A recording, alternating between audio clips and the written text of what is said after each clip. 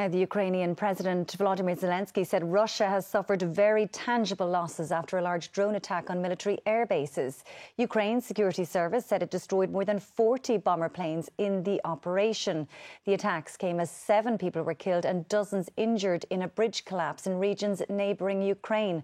The incidents occurred on the eve of renewed peace talks in Istanbul.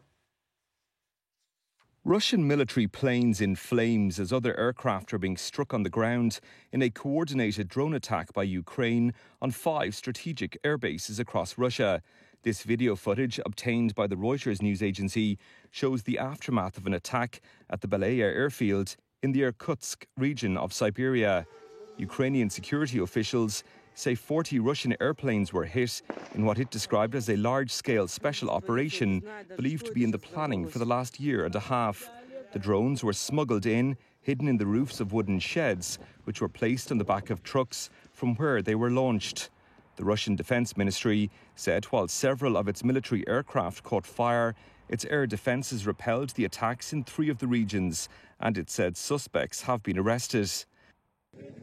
The drone assault came as 2 bridges collapsed in Russian regions bordering Ukraine overnight, following explosions.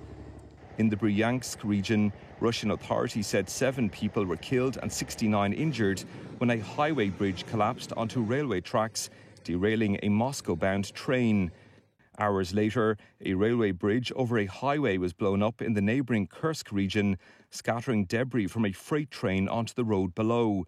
Russia has blamed sabotage, while Ukraine claimed the incidents were Russian false flag operations designed to manipulate international opinion ahead of fresh peace talks. The Russian delegation for those talks with Ukraine arrived this evening in Istanbul in Turkey, where the negotiations are due to be held tomorrow. The talks are now taking place in the wake of what appears to be one of the most audacious Ukrainian attacks on Russian military assets since the conflict began.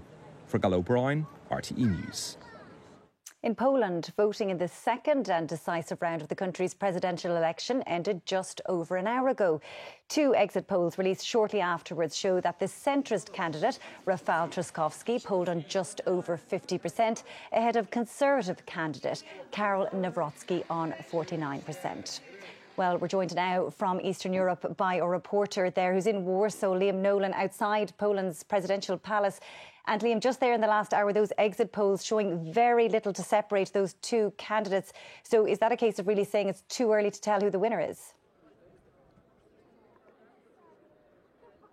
I think it is too early, Karen, to tell who the winner is. There's been 2 exit polls released just an hour ago after voting, after polling stations closed across Poland and throughout Poland, Polish consulates throughout the world.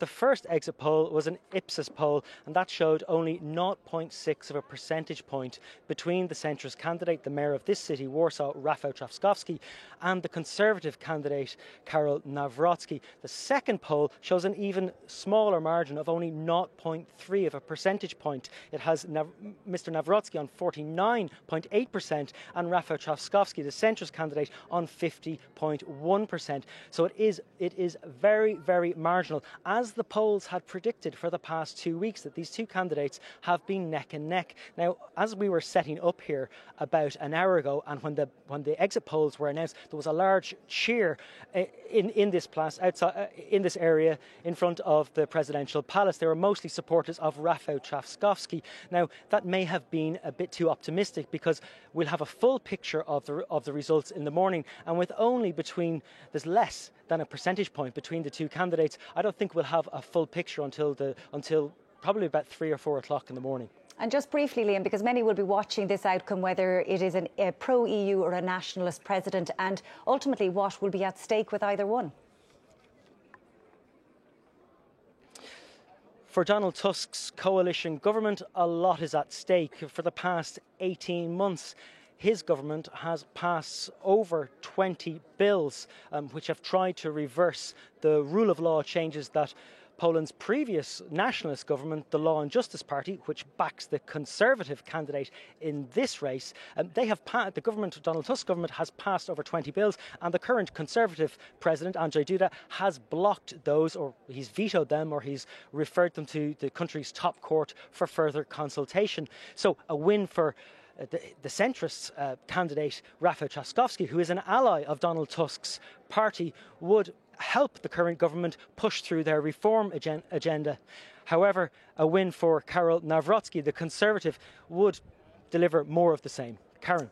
And more certainty on that tomorrow morning. Liam Nolan in Warsaw, thank you so much.